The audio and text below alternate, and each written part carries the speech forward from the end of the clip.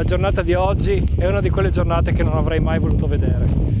Il mio Isonzo, soprattutto il punto che amo di più, è morto, è andato in secca. Adesso stiamo cercando di salvare un po' il salvabile. Venite che vi mostro che cosa sta succedendo.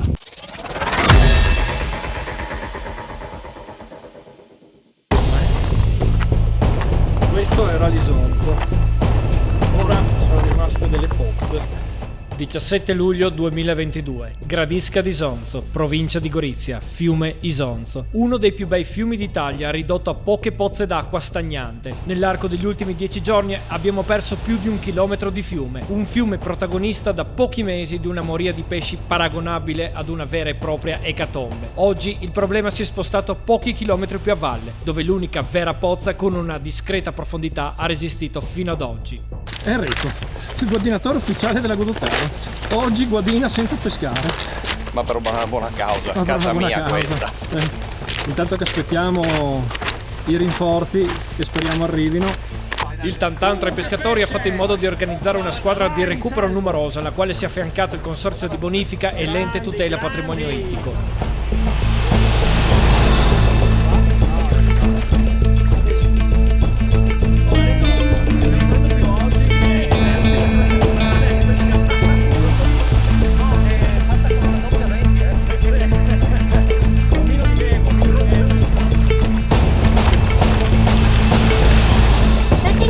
Sax.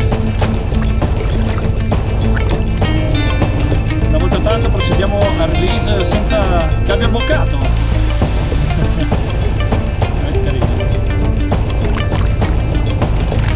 Salva.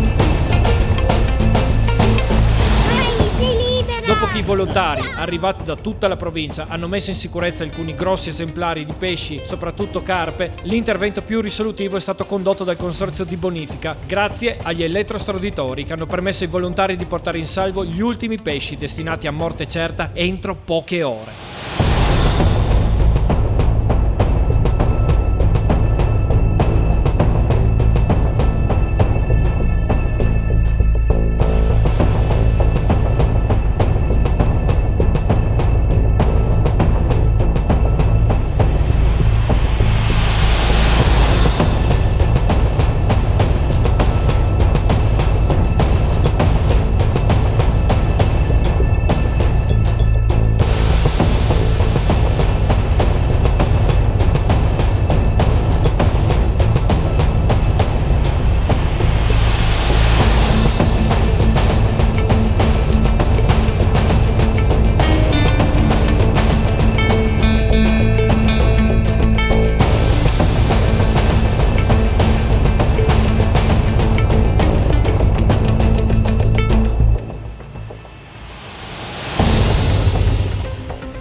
Tutto il pesce è stato rilasciato qualche centinaio di metri a monte, dove la buca dell'ex ponte della ferrovia ha ancora acqua a sufficienza per il momento a garantirne la sopravvivenza.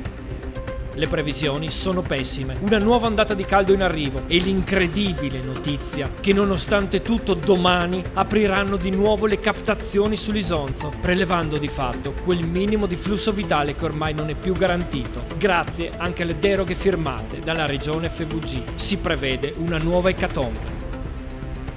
Ringrazio tutti gli amici che ho incontrato e alcuni nuovi che ho conosciuto oggi per essere arrivati in soccorso. Daniele, Miki, Eric, Janko, Sax, Enrico e tanti altri. Qualcuno anche con la famiglia al seguito. Ed è stata l'unica nota positiva di questa giornata orrenda. Vedere questi bambini, il nostro futuro, armati di secchiello e retino, salvare piccoli e vannotti. Noi adulti vi chiediamo scusa per avervi lasciato in eredità un mondo così ridotto.